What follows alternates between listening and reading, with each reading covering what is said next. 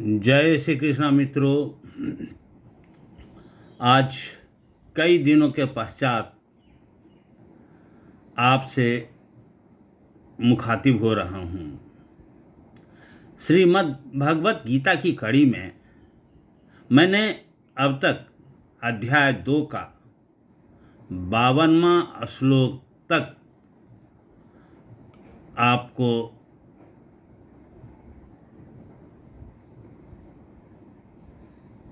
प्रस्तुत कर चुका हूँ।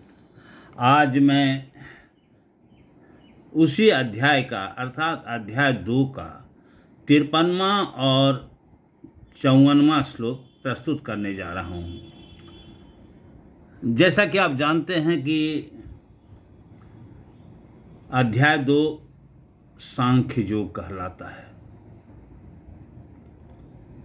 इसके बारे में मैं पहले ही विस्तृत रूप से बता चुका हूँ।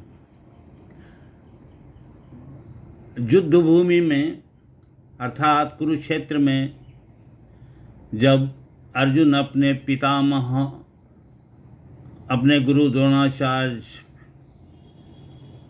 कृपाचार्य और अपने बंधु बांधवों को देखता है तो वह ग्रसित हो जाता है कि मैं इन योद्धाओं से कैसे लड़ूं। सभी हमारे कुछ न कुछ लगते ही हैं। हम गुरु के विरुद्ध कैसे शस्त्र उठावें, पितामह के समक्ष हम कैसे शस्त्र उठावें, बंधु बांधवों के विरुद्ध हम कैसे शस्त्र उठावें। यह सोचकर वह कांपने लगता है और अपना गांडीव उसके कंधे से सरकने लगता है। बहुत ही विनम्रतापूर्वक भगवान श्री कृष्ण से अर्जुन कहते हैं कि हे माधव, हमें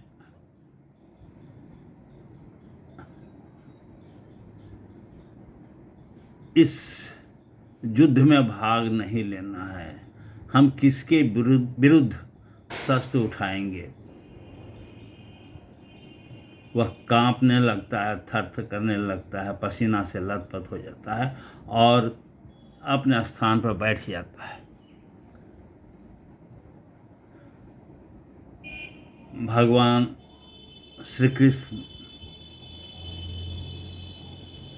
अर्जुन को समझाते हैं, लेकिन उसका मोह भंग नहीं होता है। अंत में अर्जुन भगवान श्री कृष्ण के शरण में आ जाता है कि हे प्रभु, हे सखा, हे मित्र, हमारी बुद्धि यहाँ विचलित हो रही है। हम क्या करें, समझ में नहीं आता है। आप हमारे सखा ही नहीं हैं, हमारे मित्र ही नहीं हैं। आज हम आपको अपना गुरु मानते हैं, इसलिए हमारे लिए जो कल्याणकारी हो उसे बताएं, हमें सच्चा रास्ता दिखाएं। भगवान श्री कृष्ण अर्जुन के इस समर्पित भाव को देखकर कहते हैं, शिक्षा देते हैं।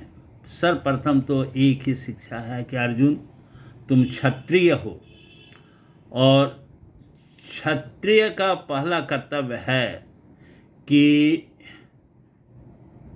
जो धर्म के विरुद्ध कार्य करता है, चाहे वह कोई भी हो, उसका सामना करना।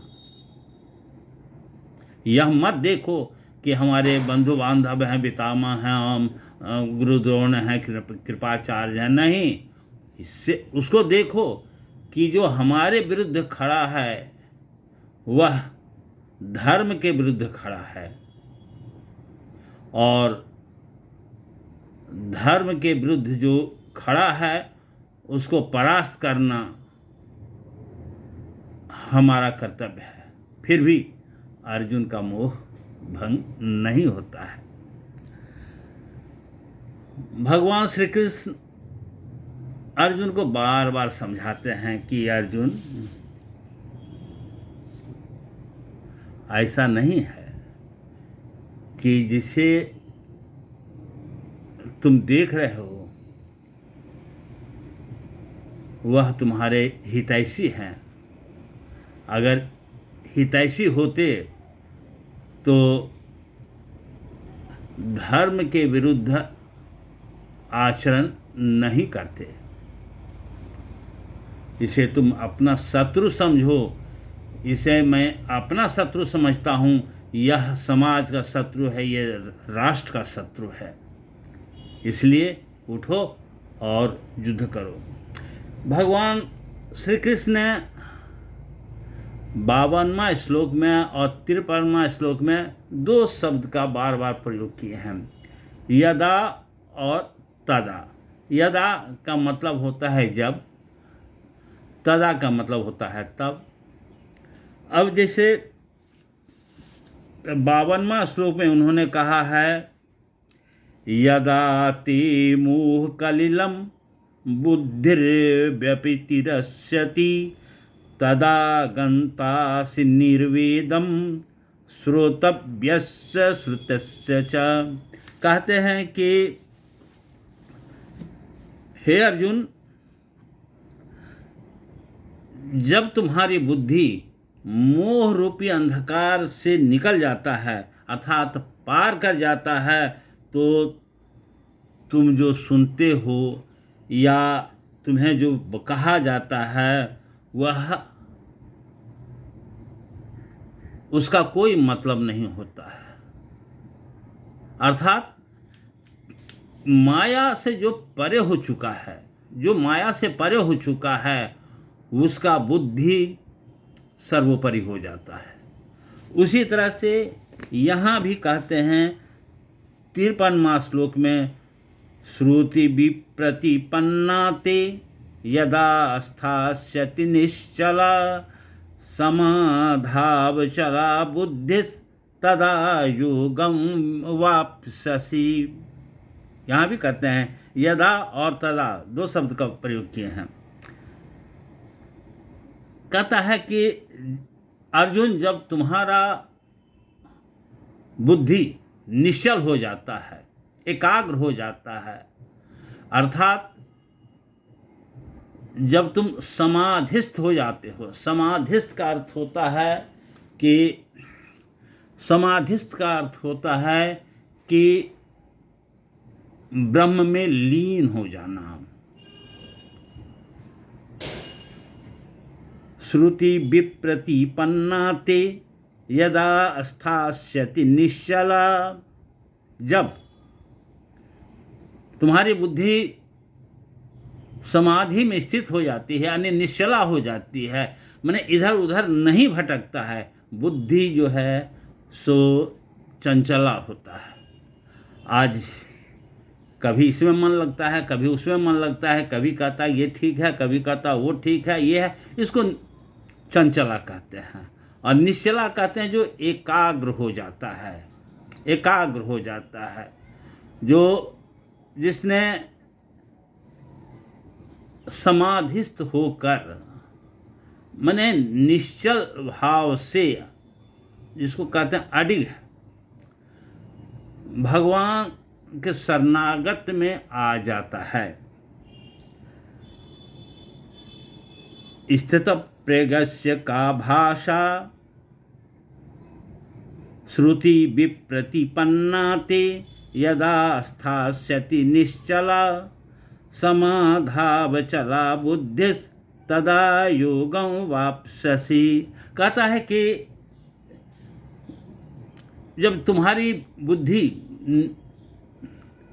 निश्चला हो जाएगी, एकाग्र तुम हो जाओगे, तुम्हारी बुद्धि भटक नहीं रही है, और जब तुम समाधि में स्थित हो जाते हो, लीन हो जाते हो समाधि में, तो तुम्हें तदा तब योगं वाप्स्यसि, तो तुम योग में चले जाते हो।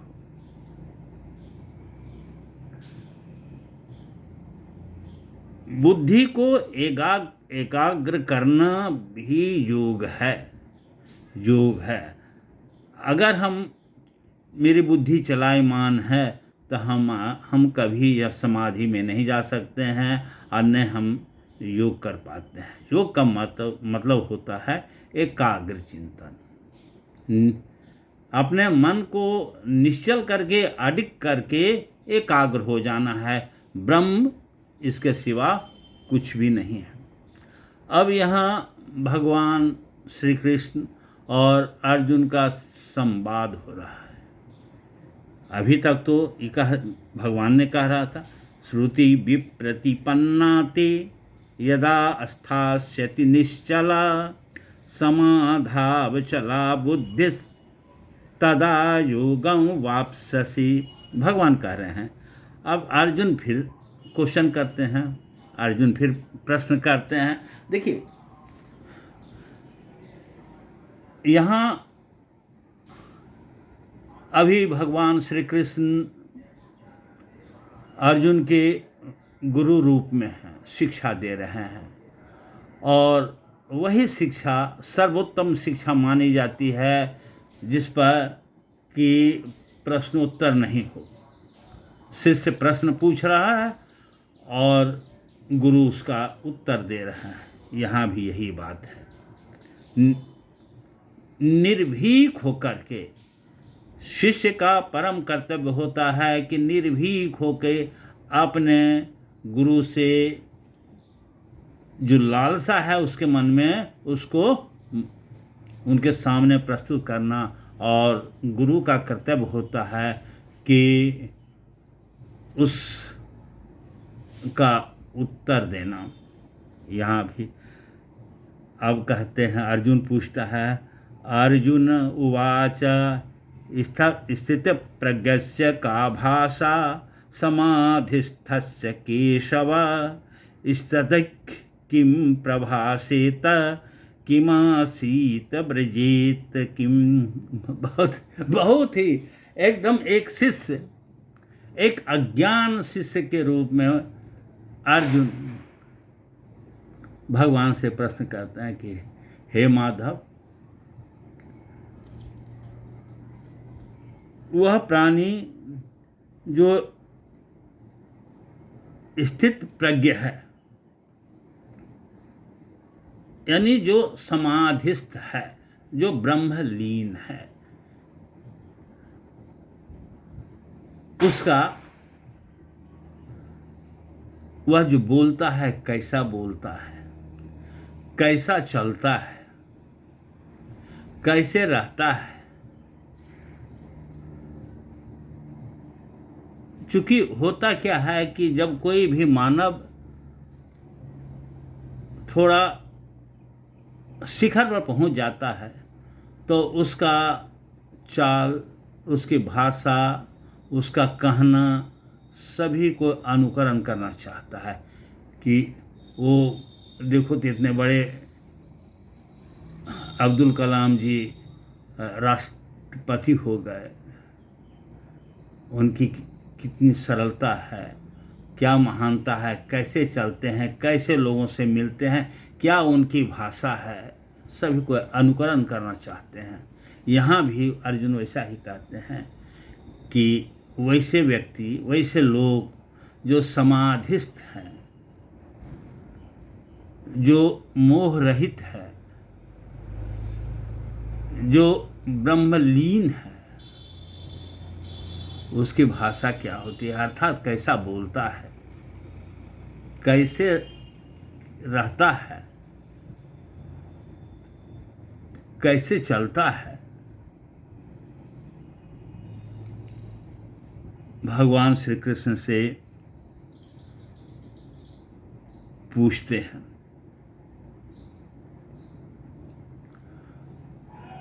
अब